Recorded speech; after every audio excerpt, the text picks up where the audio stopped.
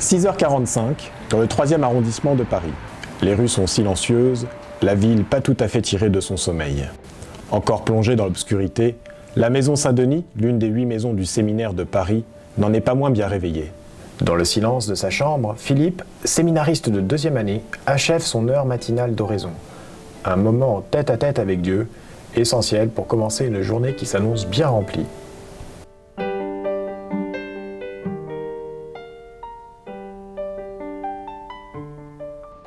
« 7h15. Chargé ce jour-là de la préparation du petit déjeuner, Philippe s'affaire quelques minutes dans la cuisine. Dans cette petite communauté quasi familiale, composée de 7 séminaristes de 1re et 2e année, encadrés par 2 prêtres formateurs, les tâches du quotidien sont réparties à tour de rôle. Le temps de ranger encore quelques couverts, et Philippe rejoint une chapelle de l'église voisine de Saint-Denis du Saint-Sacrement, dont dépend la maison Saint-Denis.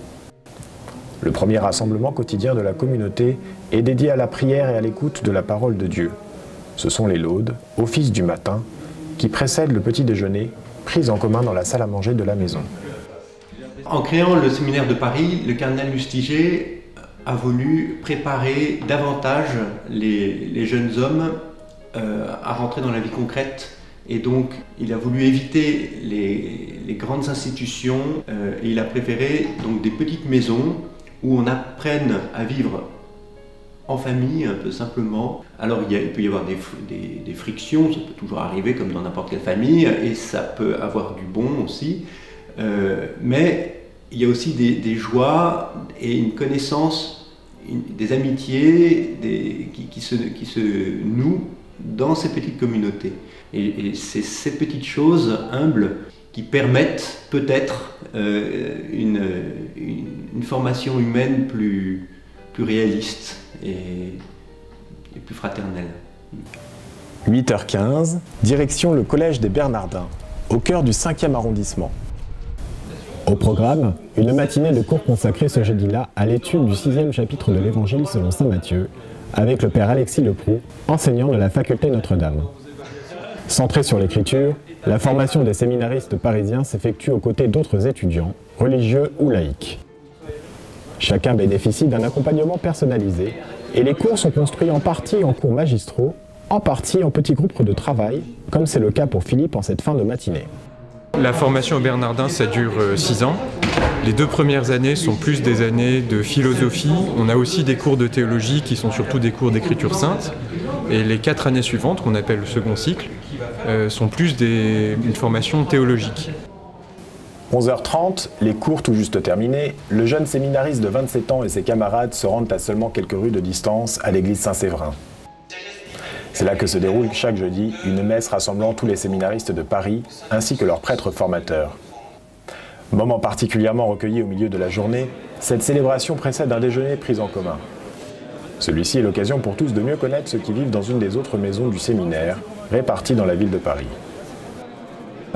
La vie des séminaristes est basée sur la vie de maison, une communauté d'une taille familiale, une dizaine, une douzaine de séminaristes, mais ça n'empêche pas qu'il y a beaucoup de moments dans la semaine où le séminaire se retrouve dans son entier, 2 fois par semaine pour un repas et une messe, pour le temps de sport aussi, pour les lectures spirituelles, et puis naturellement tous les jours pour les cours à la faculté de théologie du collège des Bernardins. À 14h, le déjeuner achevé, Philippe a tout juste le temps d'enfourcher le vélo d'un de ses camarades pour un petit tour par l'œuvre des vocations sur l'île de la Cité. Chaque mois, il y apporte les comptes de la maison Saint-Denis, dont il est chargé. Les maisons du séminaire sont en effet gérées de manière autonome par leurs membres suivant un budget très précis. Après un bref retour au collège des Bernardins pour un autre cours, Philippe retrouve sa paroisse de Saint-Denis du Saint-Sacrement, un peu après 16h. La formation des séminaristes passe aussi par le service en paroisse. Par exemple, Philippe s'occupe chaque semaine d'un groupe de catéchisme, mais en ce jeudi de novembre, c'est à la préparation des journées d'amitié qu'il participe, aux côtés de nombreux bénévoles. Ainsi, loin d'être isolée de sa paroisse de rattachement, la maison de 1er cycle est incorporée à sa vie quotidienne, ce qui semble très apprécié. C'est beau, il rapporte de la joie de vivre, ça fait du bien pour nous. C'est un merveilleux dynamisme pour la paroisse. C'est un témoignage, surtout moi qui suis mère de famille, je trouve que c'est un très beau témoignage pour nos enfants et pour nous. Voilà. Et puis la chance que nous avons à Saint-Denis, c'est que les séminaristes sont extrêmement intégrés. Vers 17h30, Philippe s'éclipse dans sa chambre pour travailler. Au programme, pendant plus d'1 heure, une révision de ses cours d'hébreu. Au total, dans la semaine d'un séminariste, on compte en moyenne 15 à 17 heures de cours pour une vingtaine d'heures de travail personnel et environ 5 heures de service paroissial. Mais c'est bien la prière qui tient la place centrale. Ainsi, à 19h, Philippe est de retour dans la chapelle de l'église Saint-Denis pour les vêpres. Le rythme apporté par la liturgie des heures est essentiel pour toujours recentrer un quotidien aux activités très diverses sur le Christ. Alors que le soleil est déjà couché depuis bien longtemps, pendant qu'un de leurs camarades s'occupe de la préparation du dîner, les séminaristes de la maison disposent d'un peu de temps libre. Occasion mise à profit pour parfaire leur technique aux échecs. 19h45, le dîner est servi. Il peut être suivi de réunions de la communauté autour d'un thème donné, de travail personnel ou de séances de sport. Puis, vers 22h30, c'est l'heure pour Philippe de retourner dans sa chambre pour les complis. Dernier temps de prière avant un repos bien mérité. Les activités sont très variées, que ce soit la prière, les laudes, les différents offices, les différents cours, les différentes activités apostoliques, communautaires, les moments où on est avec les autres, séminaristes, non séminaristes, etc.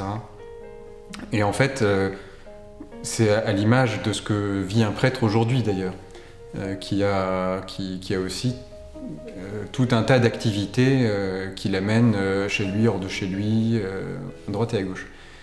Mais pourtant, il y a un centre. Ce centre, c'est Jésus.